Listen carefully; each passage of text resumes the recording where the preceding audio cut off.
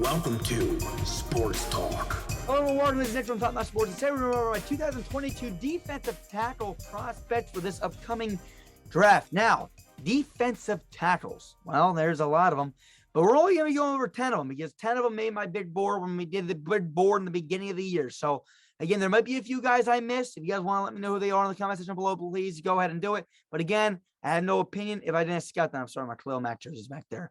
I am a Raiders fan. But look, a lot of guys to go over this year in the draft. I think we're up to about, we're heading towards defense. So we got defensive tackle, edge, linebacker, cornerback, safety.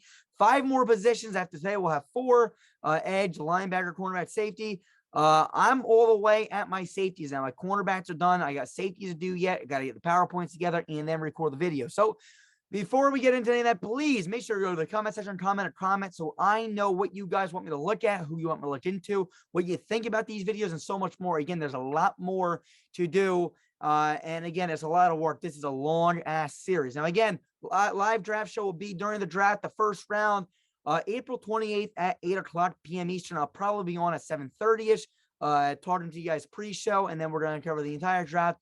We get the picks out before you guys even see them on TV. So, again, we got some of our inside sources. All right, let's hop into this video now. We're going to go over my 2022 NFL defensive tackle prospects. All right, here we go. 2022 defensive tackle prospects. All right, so first things first, here's my track record in 2019, 2020, and 2021. So you look at 2019, I had Quinn Williams 1, Ed Oliver 2, Dexter Lawrence 3, Christian Wilkins 4. Yeah, I kind of like that order. Ed Oliver never really lived up to his expectation, unfortunately, but I really did like Ed Oliver. 2020, Javon Kinlaw, Derek Brown, Neville Gallimore, Raekwon Davis, Ross Blacklock, and Justin Madubuke. Never really liked these two. They never really done anything either. Raekwon Davis, I'm not too sure about him, to be honest with you. I kind of forgot about him completely. Neville Gallimore, I was a big fan of him. I know he's in Dallas. I'm not too sure how he was doing or how he is doing. Derek Brown, I was a huge fan of as well. He went to Carolina, but my favorite guy was Javon Kinlaw. I think Javon Kinlaw is a hell of a run, defender and a phenomenal pass rusher. The issue with him is, just like that whole entire San Francisco 49ers team, the entire team always gets hurt. So, again, if he can stay on the field, I think he could be absolutely special. But, again, we'll have to wait and see. So, 2020 is really not that bad either. 2021 last year, I had Davion Nix as my number 1, Milton Williams as my number 2, Christian Barmore as number 3, and so on and so forth. Davion Nixon did not play a lot this year, so we'll see what he does maybe this upcoming season. Again, maybe I missed on him, but I think this guy was honestly phenomenal pass rusher and run stuffer. Just had a high motor for the Carolina Panthers, who was going to be playing alongside of Derek Brown. So, in my opinion, they had two of the top 3 best players in the last 2 years for defensive tackle. Milton Williams went to Philadelphia Eagles. They're trying to open up a hole for him when they, this year they did bring back Fletcher Cox on a 1-year deal, but they got Javon Hargrave, and now they also got Milton Williams. They still got Fletcher right now, but Milton Williams, again, is an absolute freak of nature. He had a very good physical comparison to Aaron Donald. Christian Barmore went to the New England Patriots. Like Christian Barmore a lot, but I was not as high on him as some other people were. Jay Tufelu, Tyrell Slayton, and so on and so forth, right down the list. None of these guys I don't really feel like panned out too much. So, again, it is what it is. Here's my grade scale. This is what I grade them on. Run stuff, pass rush, pit power, pursuit, and their fight ability, fighting double team. Do they give up on a play, and so on and so forth. And this is after my complete analysis, after film study and their pro day. So let's hop right into it to the first guy, according to my grade scale. Yeah, my personal analysis will be at the end. Here's the first guy, Jordan Davis, earned a 75 as a grade. This kid is an absolute game changer. Let's first start with his physicals. I'm sorry. 6'6", 341. Holy crap, 34-inch arms. All right. This kid is a game changer. That is the only phrase I can use for him. For his size and speed, it's absolutely uncanny. He is super quick for his size, and he is a phenomenal pass rusher. Not only is he a great pass rusher, he also stuffs the run. His pursuit is phenomenal, and he is able to fight off double teams. Overall, this kid may be one of the best defensive tackle prospects I have seen in years. I've never seen a man this big, weigh this much, for the love of goodness gracious, and run as fast as he does. I mean, he is a freak of nature. So what do I say? He is an absolute game changer. He has great size and quickness. He's a great pass rusher. He's a good run stuffer, and he has phenomenal pursuit. The issue that I've heard about him, and again, I didn't really see this in the film, but they say he's not really on the field a lot. He might get worn down. And again, this is something I did not see when I watched him. Okay, I watch his film when he is playing. So Is there areas in games where he doesn't play? Well, that may be the truth, but I only watch film when he does play. And I can tell you this, when he does play, he is phenomenal. Okay, so I really have no knock on him. He doesn't have a weakness when he's on the field. Here's his breakdown. You're more than welcome to look at it. Again, phenomenal pass rush grade, phenomenal pursuit grade, and a very good run stuff grade as well. Here's the next guy, Devonta Wyatt. Again, another Georgia guy. Okay, 73 as his grade. Again, that means that he earns 73% of the points being able to be earned. 6'2", 304, 32-inch arms. This kid is all gas, no brakes. He does not have the best get off, but he's extremely quick and can explode through the offensive line. He does a great job as a quarterback spy and can pursue most of them down, most quarterbacks down. One of the better run stuffers and a good pass rusher. Very versatile in the way he plays. So he's going to get around he's going to be around the league for a very long time. So what are this guy's strengths? Well, all gas, no brakes, good quarterback spy, good pursuit. Sorry.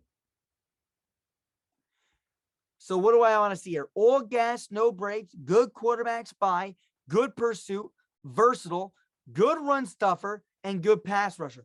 This is a guy right here that's going to chase down the quarterback. He has the speed. He has the size. I really like what him and Jordan Davis both ran for the 40s. Really, exceptionally well. Physical beings right here. They are phenomenal players. Good run stuff, good pass rush, decent hit power, good pursuit, and good fight. Here's the next guy, John Ridgeway, 67 for his overall grade. 6'5", 321, 33-inch arms. This kid was a pleasant surprise. He can blow up plays in the backfield by simply pushing over the O-lineman. He is a powerful defender, a hole clogger, and plays with toughness.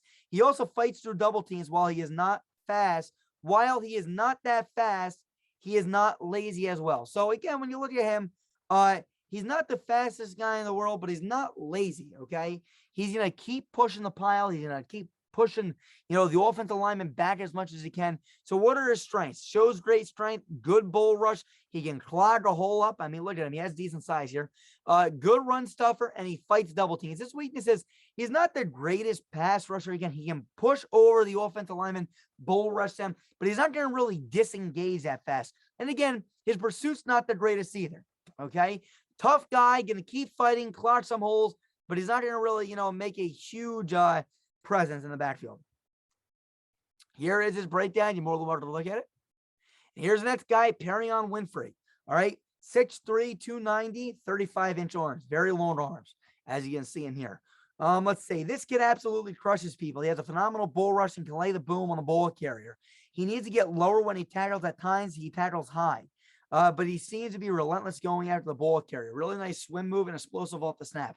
So, Winfrey, phenomenal bull rush, good hit power, good swim move, and explosive off the snap. His weaknesses, his run stuff's not the greatest, and he doesn't have a phenomenal pursuit.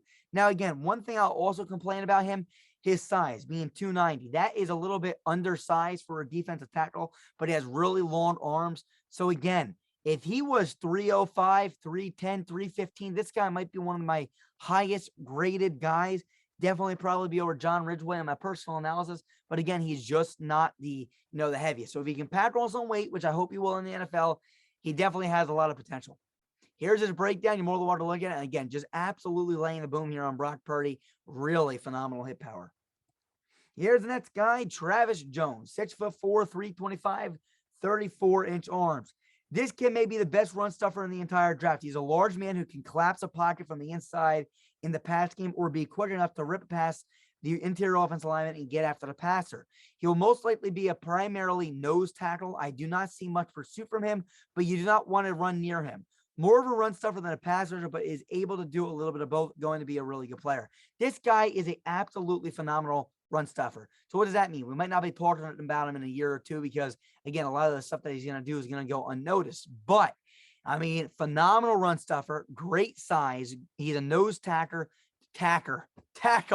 and he collapses a pocket. He'll blow the center back into the quarterback lap. His weakness, his pursuit, not the fastest guy in the world. Here's his breakdown. You're more than welcome to look at that as we go into our next guy. Neil Farrell Jr. He was a late study for me. 6'4", 330, 32-inch arms. Again, another really big guy. Now, Travis Jones has two extra inch arms, but he's also 5 pounds lighter, heavier than Travis Jones is. So he's 2 inches, smaller arms, 5 pounds lighter. 5 pounds heavier than Travis Jones. Same height, though. That might be confusing. This kid is a powerful defensive tackle. He is going to fight through double teams and has a phenomenal bull rush to push the pile back. He is a great pass rusher. Is he a great pass rusher? No, not at all. But he can definitely push the O-lineman back into the quarterback's lap to make them feel uncomfortable. Good run stuffer with the ability to blow the O-lineman up. Kind of reminds me of Travis Jones. They're very similar players. I noticed more on film that he will collapse the pocket into the quarterback's lap. Again, what does he show? Strengths, powerful defensive tackle, good fight at fighting double teams, good bull rush kind of a guy, and a good run stuffer. Weaknesses, pass rush, definitely weakness, and his pursuit. Here's his breakdown. You're more than welcome to look at that. And here's the next guy, Zachary Carter, 6'4", 283, 33-inch arms. This kid played defensive end when I watched him. He mainly blows back the offensive tackle and attacks the quarterback. He does not use many finesse moves, but he does get back there a good amount of times. Not much seen in the run game. Overall, a developmental player. Now, again, he to me seems like a 3-4 defensive end. Very versatile, can play inside and out, but mainly play the defensive end position for the Florida Gators. Good bull rush, can blow guys back, but play, like I said again, mainly that 3-4 DN role. Weaknesses, not the greatest run stuffer, doesn't have great pursuit, and doesn't really fight double teams much on the tape I saw. Here is his breakdown. You're more than welcome to hit pause and look at that. Here's the next guy, D. Marvin Leal. 6'3", 282, 33-inch arms. This kid's biggest weapon is his versatility. I mainly watched him as an edge rusher, but he is versatile to play inside and out. On the outside, he's not a huge threat. He blows back the offensive tackle, but does not have many nice pass rushing moves. His best move is a spin move after being engaged with the offensive tackle. I think a move inside would be his best fit. Does not have the twitch for current day edge rushers. So again, this is another guy that mainly played on the edge when I watched this film. Versatile, can play the inside and out, blows back the offensive tackle in the film I watched, and has a really nice spin move. But again, weakness for an edge rusher, he doesn't just have that twitchiness you would like to see. And on the film I saw, again, he mainly played the edge, which I don't like. He lacked some pass rushing moves, not the greatest run stuffer, not really truly the greatest pass rusher as an edge rusher. Again, there was very limited film as an inside. So my main analysis of him as an edge rusher, I think a move to the inside as a defensive tackle, a pure defensive tackle, would be much better for him. His hit power is not the greatest really, and his pursuit's not the greatest either. Here's his breakdown. You're more than welcome to look at that. And here's the next guy, Fedarian Mathis, 6'4", 310, 34-inch arms. Well, let's see what I got to say.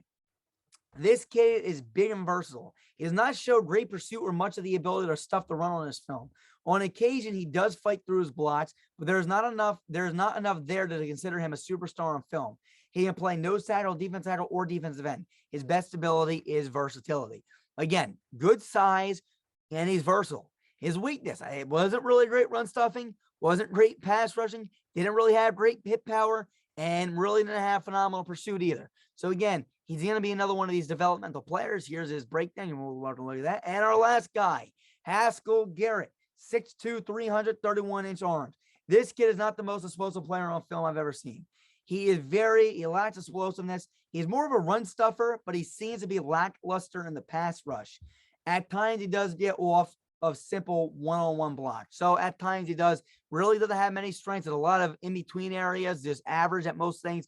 But his weaknesses, in my opinion, pass rush, hit power, pursuit, and his fight, his fight grade, just fighting off double teams and all that stuff. Here's his breakdown. You're more than welcome to look at that. And here we go. Here's my defensive tackle rankings according to the grade scale. So according to the order that we just saw is Davis 1, Wyatt 2, Ridgeway 3, Winfrey, Jones, Farrel, Carter, Leal, Mathis, Garrett. Let's go to this 2022 draft compared to 2021 rankings according to their grade scale. Now, again, I'm going to be honest with you. It does tend to seem that I am ranking, I'm giving these guys from this year just harder grades in general. But again, here you go. Here's a lack of that. Jordan Davis and Devonta Wyatt both earned a higher grade than any of my guys from last year did. So really top of the line. So Davis 1, Wyatt 2, Nixon 3, Williams 4, Barmore 5, Ridgeway 6, Wilson, Tufelu, Winfrey, Jones, and Farrell. And let's go to the next one. Here is my personal analysis, ranking these guys to last year, some of these guys to last year. So my number one guy in the last 2 years would be Jordan Davis 1, Devonta Wyatt 2, then Davion Nixon, then Williams, then Barmore, then Ridgeway, Wilson, Tufele, whatever the hell his name is, Winfrey, Jones, then Farrel Jr. So again, I got Davis and Wyatt being the top of both classes over the last 2 years. And my final personal analysis, it's actually the same order, and I usually don't do this, but I feel like it really did have my order ranked properly. Davis 1, Wyatt 2, Ridgeway 3, Winfrey 4, Jones 5, Farrel 6, Crowder 7, Leal 8, Mathis 9, and Haskell Garrett 10. Now let's go back to me so I can talk to you for a few seconds before we pat this one in. So here I am, I'm back. So look, we went over all 10 defensive tackles. I do feel like there's a very good guys at the top of the draft from Jordan Davis and Devonta Wyatt. Again, John Ridgeway, Travis Jones, those guys are going to be probably more of, role players, right? Jordan Davis is an all-around guy. Devonta Wyatt is kind of an all-around guy. But then you got the other guys, Ridgeway, Jones. They're more run stuffers. Neil Farrell's another run stuffer. But again, they got such a great bull rush move that, again, it's something that could be special, so we have to wait and see. Follow us on TikTok, Instagram, Twitter, everything you can. Comment us, DM us, please. I'll get back to you as soon as I can. I love making these videos. Let me know what you guys think in the comment section. A lot of work for very limited views and, responses. So we'll see what you guys think. See you guys soon. Peace. We are Built Better.